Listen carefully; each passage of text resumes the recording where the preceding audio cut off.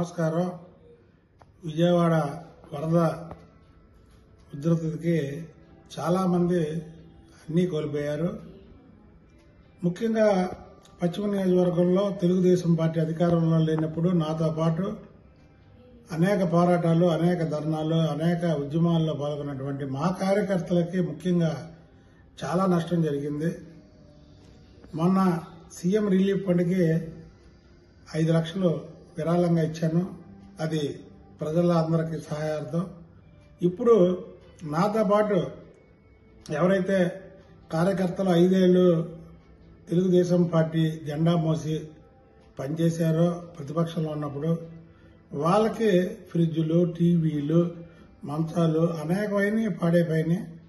వాళ్ళకి ఆ సామాగ్రి ఏర్పాటు చేయడానికి నేను నిర్ణయించుకున్నాను. ఎందుకంటే 5 ఏళ్లు నాతో పాటు వాళ్ళు కూడా తెలుగుదేశం పార్టీ గురించి అనేక పోరాటాల్లో పాల్గొన్నారు. కాబట్టి నాకు వైరల్ ఫీవర్ వల్ల కొద్దిగా అనారోగ్యంగా ఒంట్లో బాగోకపోవడం వల్ల హైదరాబాద్లో ఒక ఆసుపత్రిలో రోజు ట్రీట్మెంట్ తీసుకుంటున్నాను. కాబట్టి ఇప్పుడు సహాయం అందజేయాలని మా భార్య, అలాగే మా అల్లుడు భూలక్ష్మి, రవీంద్ర, అలాగే మా తెలుగుదేశం పార్టీ నాయకులు, కార్యకర్తలతో ముఖ్యంగా ఈ కార్యక్రమాన్ని చేపట్టడమే కాకుండా వాళ్ళకి ఫ్రిడ్జ్లు, టీవీలు ఇవన్నీ కూడా అందజేస్తున్నాను. ఇంకా 5 ఏళ్లలో నాతో పోరాటం చేసినటువంటి వ్యక్తులు ఎవరైనా ఉంటే వాళ్ళు కూడా వస్తే వాళ్ళకు కూడా సాయం చేయడానికి నేను సిద్ధంగా ఉన్నానని తెలియజేస్తూ సెలవు తీసుకున్నాను.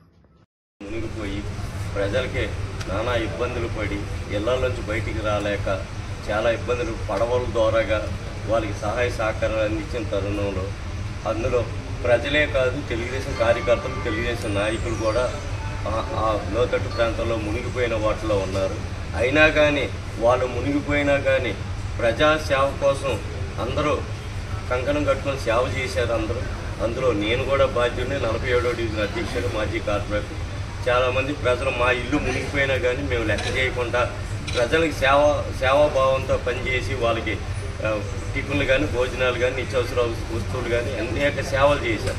కానీ మా సేవకి గుర్తించి బుద్ధ వెంకన్న గారు హైదరాబాద్లో ఉంటూ కూడా మా సేవ సమాచారం తెలుసుకుంటూ మీరు ప్రజలకు సేవ చేశారు, నిత్యం ప్రజల్లో ఉన్నారు, ఆ లోతట్టు ప్రాంతంలో తిరుగుతూ అన్ని సేవలు అందించారు. మీ పరిస్థితి ఏంటని అడగగా మేమందరం కూడా మేము కూడా అందులో బాధ్యులమే అన్నా. అయినా ప్రజాసేవ చేసాం, మా గురించి మేమే ఆశించలేదంటే అదే కరెక్ట్ కాదు. మీరు ప్రజల్లో ఒకరు అని ఒక మంచి హృదయంతో మీకు కూడా నేనేదో ఒక సాయం చెయ్యాలని ఒక మంచి మనసుతో అయినా మీరందరూ కూడా మీరు ఏదైతే వస్తువులు కోల్పోయారో ఆ వస్తువులన్నీ మీరు కార్యకర్తలుగా మీరు ఆ సహాయాన్ని నా ద్వారాగా మీరు పొందాలని అంటే మేము వద్దన్నా మాకొద్దు. మేము ప్రజలకు సాయం చేద్దాం, ప్రజాప్రతినిధులుగా ఉందాం అనుకున్నాం తప్ప మాకేం వద్దంటే ఆయన ఒప్పుకోలేదు.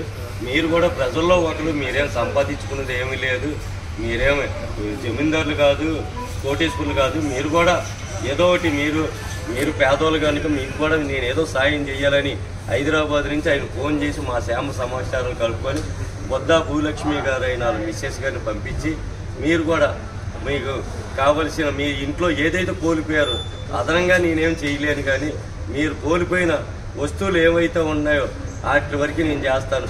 అలాగే ప్రజలకు కూడా మీకు దుప్పట్లు, బెడ్షీట్లు ఏదైతే ఉన్నాయో మీ డివిజన్లో ఏదైతే మునిగిపోయినాయో అవన్నిటికీ కూడా నేను ప్రత్యామ్నాయం చేస్తాను, మీ డివిజన్లో పంపిస్తాను. నేను ఈ రేపు 46వ డివిజన్లో బెడ్షీట్లు పంపిణీ చేస్తా. తర్వాత నేను వచ్చినాక 47లో మిగతా 43 కానీ, 42 కానీ, 44 కానీ, 38 కానీ ఇట్లా ఏదైతే ముంపుకు గురైనాయో ఆ డివిజన్లన్నింటికి కూడా నా సహాయ సహకారాలు ఉంటాయి. కార్యకర్తలతో పాటుగా ప్రజలకు కూడా నేను మేలు చేస్తానని ఒక మంచి హృదయంతో ఆయన ముందుకొచ్చి హైదరాబాద్లో ఉన్నా కూడా ఆయన సేమ సమాచారాలు మమ్మల్ని అందరినీ ప్రెసిడెంట్లు కానీ, దానికి సంబంధించి కార్పొరేటర్లకు కానీ, సీనియర్ నాయకులకు కానీ, కార్యకర్తలకు కానీ అందరికీ ఫోన్లు చేసి ప్రతి మనిషికి పేరున ఆయన సేమ సమాచారం తెలుసుకుంటూ అక్కడి నుంచి ఉండి కూడా ఆ లల్లుడు గారు, రవి గారు కానీ, భూలక్ష్మి గారు కానీ, వాళ్ళ కుమారుడు కానీ, వాళ్ళందరితో కూడా మా సమస్యలు తీసుకొని మాకు ఇంత సాయం చేస్తున్నాయండి. మంచి హృదయానికి మనస్ఫూర్తిగా ఏమిస్తున్నారండి మీకు ఇప్పుడు? ఏమిస్తున్నారు మీకు? మేము ఏదైతే కోల్పోయామో అది, అంటే నేను fridge, cooler, TV, washing machine నేను అది చెప్పాను. మిగతా వాళ్ళు ఏం కోల్పోయారు అనేది వాళ్ళు చెప్తారు. నా వరకు